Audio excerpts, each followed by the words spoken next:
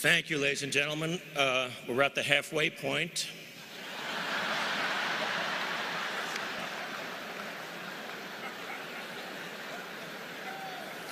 I was clean-shaven when this started.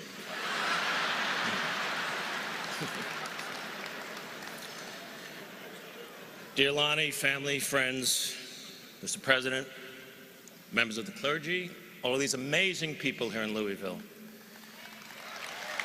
Today,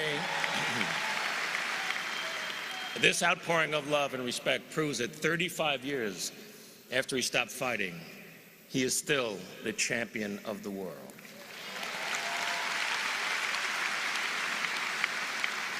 Last week, when we heard the news, time stopped. There was no war, there were no terrorists, no global catastrophes. The world stopped, took a deep breath, and sighed. Since then, my mind has been racing through my relationship with this amazing man, which is now 42 years that I know him. Every moment I can think of is cherished, and while others can tell you of his accomplishments, he wanted me to speak and tell you of some personal moments that we had together. I met him in 1974. I was just getting started as a stand-up comedian and struggling, but I had one good routine. It was a 3-minute conversation between Howard Cosell and Muhammad Ali, where I would imitate both of them. Ali had just defeated George Foreman and regained the heavyweight title. Sport magazine made him the man of the year. And Dick Schaap, a wonderful writer and a great man, was the editor for Sport. And he was going to host this televised dinner honoring Muhammad Ali. So Dick called my agent looking for a comedian who did some sports material. As fate would have it, that comedian was not available. And she wisely said, "It's destiny, man." And she wisely said, "But listen, I got this young kid, and he does this great imitation of Ali and Cosell. He'd be perfect for you." So I don't know why, but Dick said, "Okay, I'll try him. If he stinks, I can cut him out of the show." I couldn't believe it. My first time on television, and it would be with Ali.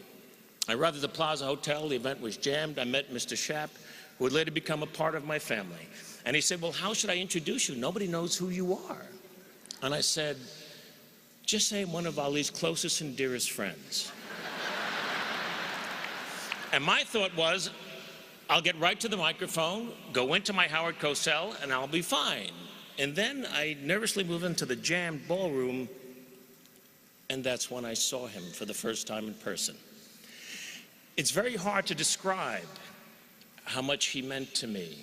You had to live in his time. It's great to look at clips, and it's amazing that we have them, but to live in his time, watching his fights, experiencing the genius of his talent was absolutely extraordinary. Every one of his fights was an aura of a Super Bowl. He did things nobody would do. He predicted the round that he would knock somebody out, and then he would do it. He was funny. He was beautiful. He was the most perfect athlete you ever saw, and those were his own words.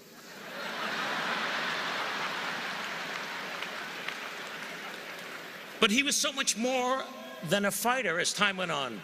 With Bobby Kennedy gone, Martin Luther King gone, Malcolm X gone. Who was there to relate to when Vietnam exploded in our face?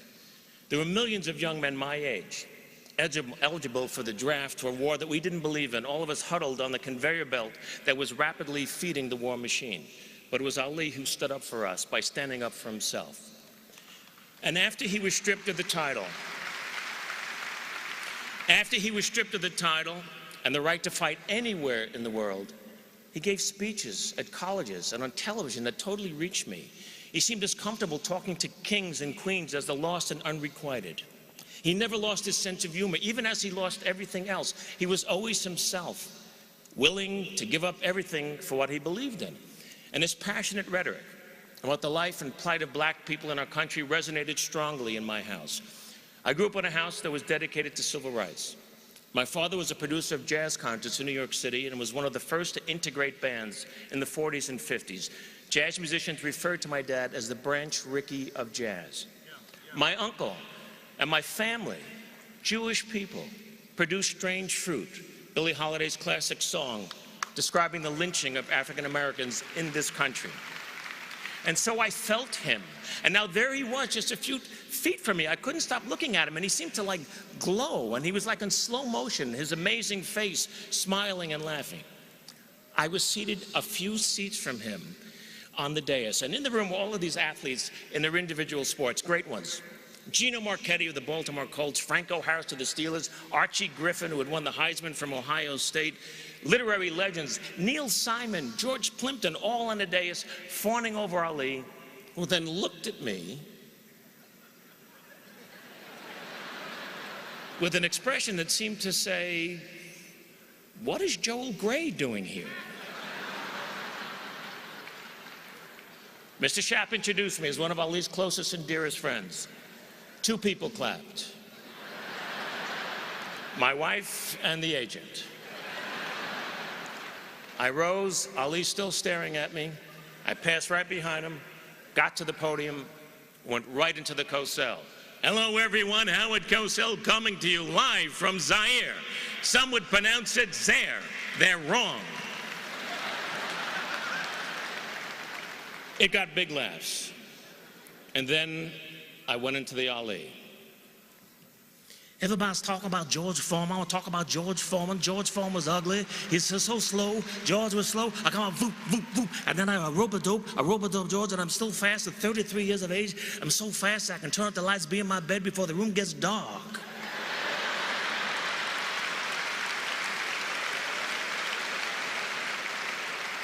Howard, I'm announcing tonight that I got new religious beliefs. From now on, I want to be known as Izzy Yiskowitz.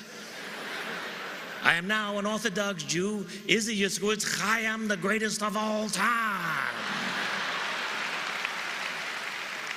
The audience exploded. See, no one had ever done him before. And here he was, a white kid from Long Island, imitating the greatest of all time, and he was loving it. And when I was done, he gave me this big bear hug, and he whispered in my ear, "You're my little brother." Which is what he always called me until the last time that I saw him. We were always there for each other. If he needed me for something, I was there. He came to anything I asked him to do. Most memorable, he was an honorary chairman for a dinner and a very important event where I was being honored by the Hebrew University in Jerusalem. He did all of this promotion for it. He came to the dinner. He sat with my family for the entire evening. He took photographs with everybody. The most famous Muslim man in the world honoring his Jewish friend. And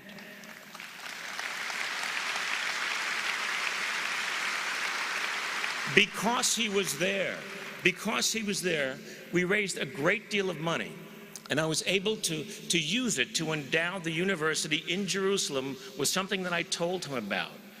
And it was something that he loved the theory of, and it thrives to this day. It's called Peace Through the Performing Arts. It's a theater group where Israeli, Arab, and Palestinian actors, writers, and directors all work together in peace, creating original works of art. And that doesn't happen without him. I had so many funny, unusual moments with him. I sat next to him at Howard Cosell's funeral, a very somber day to be sure. Closed casket was on the stage. Muhammad and I were sitting somewhere over there next to each other. And he quietly whispered to me, "Little brother, do you think he's wearing his hairpiece?"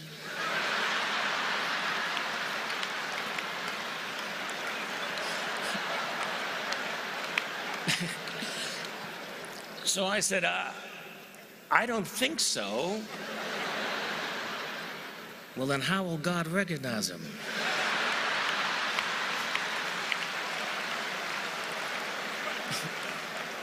So I said, "Champ, once he opens his mouth, God'll know." So we started laughing. It was a muffled laugh at first, but then we couldn't contain ourselves. Here we were at a funeral, me with Muhammad Ali, laughing like 2 little kids who heard something dirty in church. You know, we're just laughing and laughing. And then he looked at me and he whispered, "Howard was a good man."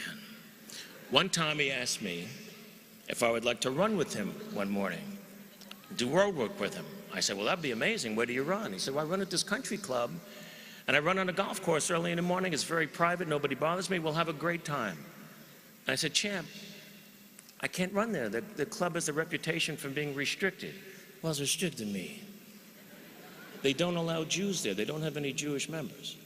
He was incensed. I'm a black Muslim, and they let me run there. Little brother, I'm never going to run there again. And he didn't.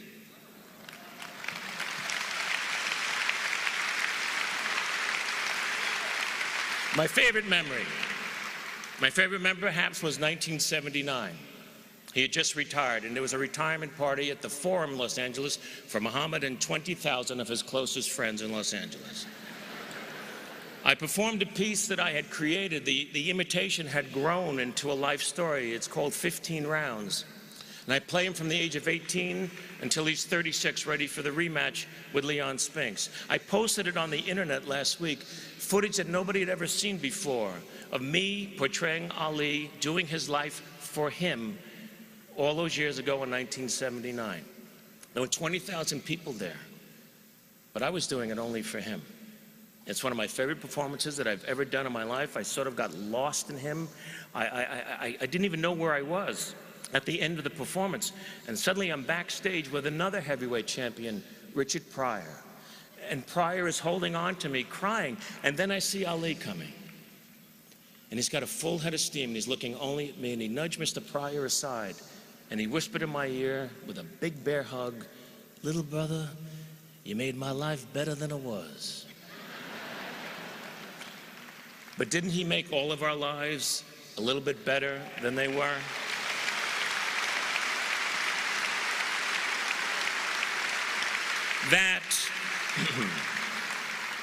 That, my friends, is my history with a man. And I've labored to come up with a way to describe the legend. He was a tremendous bolt of lightning, created by Mother Nature out of thin air, a fantastic combination of power and beauty. We've seen still photographs of lightning bolts at the moment of impact, ferocious in its strength, magnificent in its elegance. And at the moment of impact, it lights up everything around it, so you can see everything clearly. Muhammad Ali struck us in the middle of America's darkest night, in the heart of its most threatening gathering storm. His power toppled the mightiest of foes, and his intense light shined on America. And we were able to see clearly injustice, inequality, poverty, pride, self-realization, courage, laughter, love, joy, and religious freedom for all.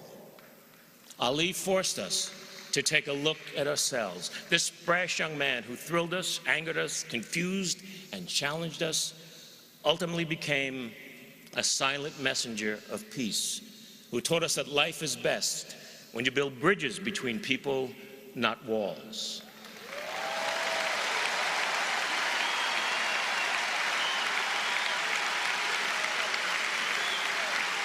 My friends,